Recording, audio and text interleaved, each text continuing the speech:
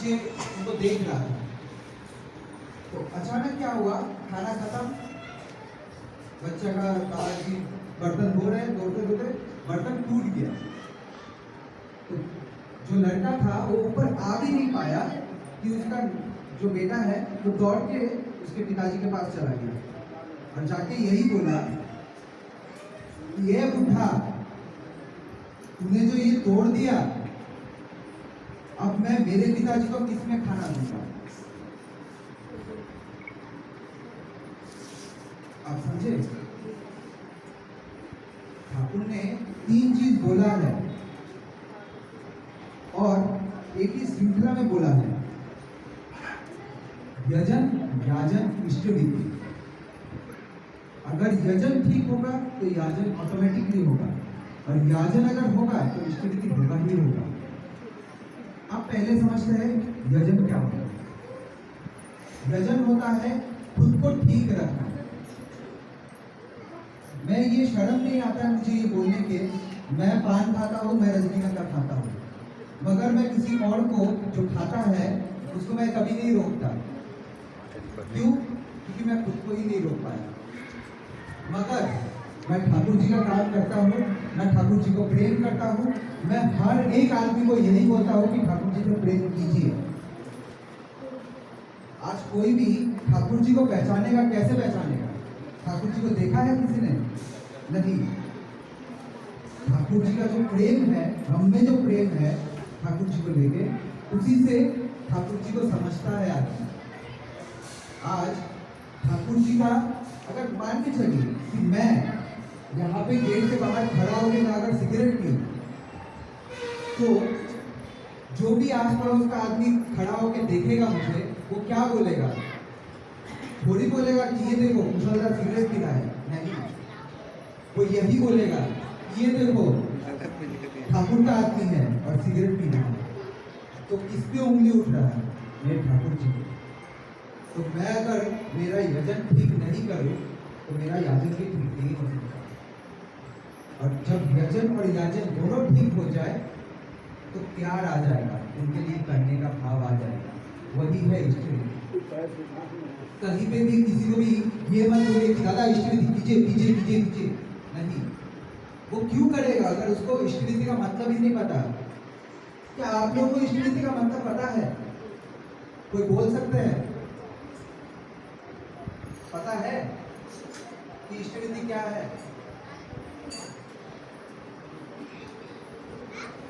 मैं पूछ रहा हूँ तुमसे, पता है? अब मैं और एक कहानी बताऊंगा कि इष्टविधि क्या है। मेरे बचपन से मेरे पिताजी ने मुझे एक ही चीज सिखाया था कि इष्टविधि ज्यादा कुछ नहीं है। मेरे पिताजी मित्र हैं, तो वो जो भी बोलते हैं मैं मानता हूँ उनकी बात। मुझे लगता है कि वो जब कुछ ठाकुर जी की बात बोल रहे हैं तो उनके मुंह से ठाकुर जी ही बुलवा रहे हैं। और ये सिर्फ मेरे पिताजी का ही नहीं, ठाकुर जी खुद भी बोले हैं कि जहाँ जहाँ मेरा बात चलता है मैं वहाँ पे रहता हूँ। तो मेरे पिताजी जब मुझे यही बोलते थे कि इष्टविधि कुछ नहीं, तुम अपने बड़े को, घर के सबसे बड़े को पहले खाना दोगे, फिर तुम खुद खाओगे, कुछ करने से पहले। इतना आसान है ये चीज को सोचना, समझना कि मेरे घर के सबसे बड़े मेरे ठाकुर जी हैं, मैं पहले उनको दूंगा फिर मैं खुद खाऊंगा। बड़ा आसान है कि नहीं है? हाँ या ना? सुनाई नहीं दे रहा? पीछे वाले सुनाई नहीं दे रहा है ना? तो इष्टविधि का बात किसी को भी जोर से नहीं बोलिएगा कि हाँ दादा कीजिए, आपको करना ही पड़ेगा। हाँ, अगर वो कर रहे हैं तो उनके अंदर ठाकुर जी के लिए प्रेम है, क्योंकि करने का भाव तभी आता है जिसके लिए प्रेम होता है। आज मान लो मैं बोलूंगा कि आप लोगों को अगर अपने बच्चे से प्रेम नहीं है तो आप लोग भूखा पेट बैठे रहेंगे? नहीं ना? नहीं? हाँ, बैठे रहेंगे? नहीं रहेंगे ना? आप लोग थोड़ा बात कीजिए, मैं भी बात करने की, मैं ऐसा नहीं हूँ, मैं जाजन या ठाकुर जी का बात जो ऐसा है कि मैं ही बोलूंगा, अगर आप लोगों से वो चीज का नहीं मिलेगा मुझे, तो मुझे समझ में नहीं आएगा कि आप लोगों को समझ में आ रहा है कि नहीं आ रहा है। ठाकुर जी का जो बात है वो बहुत कोई हमारा नाम है उतना स्ट्रॉन्ग नहीं है, इसीलिए हम लोग का क्या है, दिमाग भटकना शुरू हो जाता है। तो इसीलिए मैं ये चीज करता हूँ, आदमी मेरे साथ कनेक्ट कर पाए, एक हो पाए। मैं जो बोल रहा हूँ क्या वो आपको समझ में आ रहा है?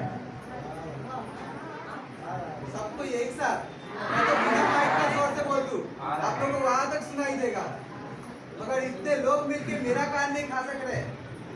ठाकुर जी तक कैसे बात पता चलेगा कि आप लोग बैठे हैं ना आप लोग यहाँ पे? अब बात ऐसा है कि ठाकुर जी का जो इष्टविधि है किसी को भी जोर से नहीं बोलना। मैं ये चीज बार बार बोल रहा हूँ, क्यों? क्योंकि आप जब इष्टविधि करते हैं अपने बंद कमरे में भी करते हैं, तो किसी को ये नहीं बोलते हैं कि ये दादा इष्टविधि नहीं करते, मत कीजिए। अगर कर भी रहे हैं तो मत कीजिए। पहला ही चीज जो बंद करना है वो है ये। और एक मंत्र मैं सिखा के जाता हूँ आपको, वो है कैसे है आप। ये जो मंत्र है ये आपके दिमाग में डाल दीजिए। मैं जब चतरा में काम शुरू किया था तब पहले ही दिन मैंने ये बात बोला था, और आखिरी दिन में मुझे गुरु भाई आके बोलते हैं दादा ये जो मंत्र है बहुत काम वाला मंत्र है। मैंने एक ही चीज बोला था कि दादा आपके घर में आपकी माँ आपको पूछती है कैसे हो, आपका पति आपसे पूछता है कैसे हो, आपका बेटा आपसे पूछता है कैसे हो? नहीं, कोई नहीं पूछता। सबको लगता है कि हमें पता है कि लोग कैसा है, मेरे घर वाले कैसे हैं। तबीयत अच्छा है तो ठीक है, मगर मन में उसके कौन देख रहा है? हमें उस मन में घुसना है, हर एक के मन में घुसना है, और घुसने का तरीका यही है कि कैसे हो। मैं हस्तिनापुर में जब गया था वर्ष के लिए, वहां पे एक माँ के घर में गया था और मैंने सिर्फ जाके बोला था जय गुरु माँ कैसे है। अचानक वो रो पड़ी। मैंने पूछा माँ आइए घर पे आइए बैठिए, क्या हुआ बोलिए। तो माँ ने मुझे बोला कि बेटा तुम्हें पता है आज 2 महीना होने को चला है, मेरे पति जब से मरे हैं तब से कोई भी हमारे घर में आया नहीं और कोई भी मेरे बारे में पूछा नहीं, तुम कौन हो, कहाँ से आए हो? तो मैंने बोला मैं कहाँ से आया हूँ। तो उन्होंने बोला कि सही में ठाकुर जी है, मैं इष्टविधि करती हूँ, सब कुछ करती हूँ, पता है मेरे पति चादर कर ली थे। मैंने बोला बहुत अच्छा, तो आप रो क्यों रहे? वो बोली कि मेरे पति के मरने के बाद मेरे बेटे का बीवी हाथ में, उसके 2 बच्चे हैं। ये जो मोहल्ले में हम लोग का चीची हो रहा है।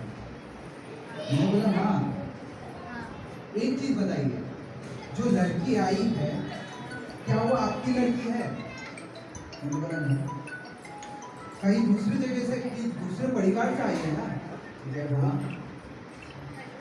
तो मैंने बोला माँ तो फिर आपको दिक्कत कहाँ है? बेटी भाग जाती, बेटा भाग जाता तो आपको सर झुका के जीना पड़ता कि नहीं मेरे संस्कार में गलत था, मैंने गलत संस्कार दिया मेरे बेटो बेटी को। मगर दूसरे घर की लड़की तो आई भाग गई, उसमें आपका क्या है? और इसके चलते आपने ठाकुर जी को भूल गए, आप सिर्फ इष्टविधि घर में कर रहे हैं और घर में रख दे रहे हैं, आप भेज भी नहीं रहे हैं। तो वो बोले कि नहीं बेटा मुझे निकलने में शर्म आता है, इसलिए मैं निकलती नहीं हूँ। मैंने बोला माँ आज मातृ मिलन है, मैं जा रहा हूँ मातृ मिलन में, आप आइए मैं देखता हूँ।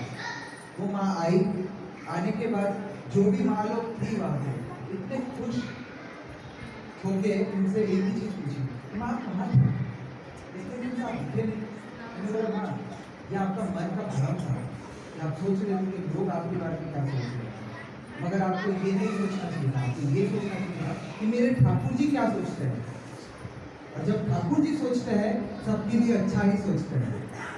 तो इसीलिए ठाकुर जी को पकड़िए, और ठाकुर जी को ऐसे मत पकड़िए कि हाँ मैं इस बिल्डिंग से गिर रहा हूँ और मैं एक हाथ पकड़ के बैठा हूँ कि ठाकुर जी आप बचा लो। ठाकुर जी बचाएंगे? जोर से नहीं बचाएंगे। क्यों? एकदम जब गिर रहे हैं, एक हाथ जब पकड़ ही लिया है तो दूसरा हाथ लगा के खींच लो। उतना बल तो है, और अगर उतना बल भी नहीं है अंदर तो छोड़ दो, दोनों हाथ छोड़ दो ठाकुर जी के नाम पे। देखोगे नीचे ठाकुर जी का कोई गुरु भाई खड़ा है पकड़ने के लिए। समझ गए ना? ठाकुर जी सबके लिए सोचते हैं, आपके लिए भी सोच रहे हैं, मगर आप लोगों ने सोचना बंद कर दिया। कैसे? जो इष्टमित दीक्षा के टाइम में जो वचन दिया था, आप लोगों को याद है वो वचन क्या? नहीं, जो दीक्षा के टाइम में आप लोगों ने ठाकुर जी को वचन दिया था, किसी को याद है?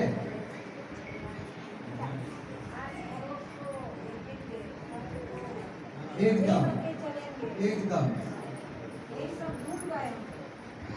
तो चलिए फिर से याद दिलाता हूं। फिर से सब कोई हाथ जोड़िए, सब कोई बगल।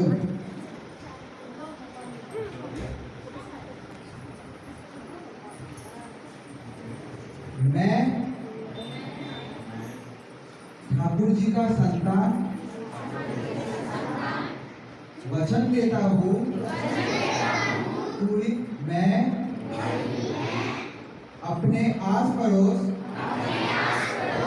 और जितने भी गुरु भाई हैं